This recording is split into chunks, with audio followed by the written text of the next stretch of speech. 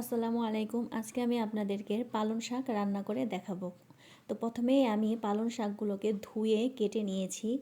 তারপর আমি একটি পাত্রে পেঁয়াজ কুচি ও কাঁচামরিচ কুচি দিয়ে দেব এবং পরিমাণ মতো তেল দিয়ে দেব। তারপর এটাকে ভালোভাবে নেড়ে চেড়ে ভেজে নিতে হবে।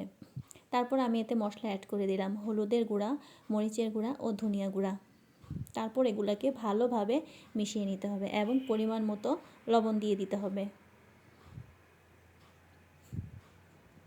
তারপর আমি এতে চিংড়িগুলোকে অ্যাড করে দেব, কারণ চিংড়ি দিয়ে পালং শাক রান্না করলে অনেক মজা হয়। তো যারা ট্রাই করেননি অবশ্যই শীতের মধ্যে পালং শাক দিয়ে চিংড়ি দিয়ে রান্না করে খাবেন, দেখতে পারবেন কতটা টেস্টি ও ইয়াম্মি হয়।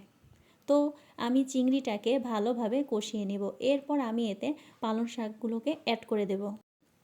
তো পালং শাকগুলো আমি সবগুলো একবারে দিয়ে দিলাম, কারণ পালং শাকে প্রচুর পরিমাণ পানি থাকে।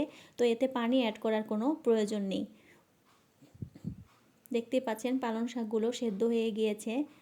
ভালোভাবে নেড়েচেড়ে নিতে হবে, কিছুক্ষণ পর পর নেড়েচেড়ে নিতে হবে এবং মিশাতে হবে। আমার পালং শাকটি হয়ে গিয়েছে। ঠিক এইভাবে সকাল সকাল গরম ভাত দিয়ে পালং শাক রান্না করে আপনারা খেতে পারেন। অবশ্যই আপনারা ট্রাই করবেন যারা ট্রাই করেননি, এবং কমেন্ট করে আমাকে জানাবেন যে চিংড়ি দিয়ে পালং শাক রান্না করা কেমন হয়েছে। খোদা হাফেজ।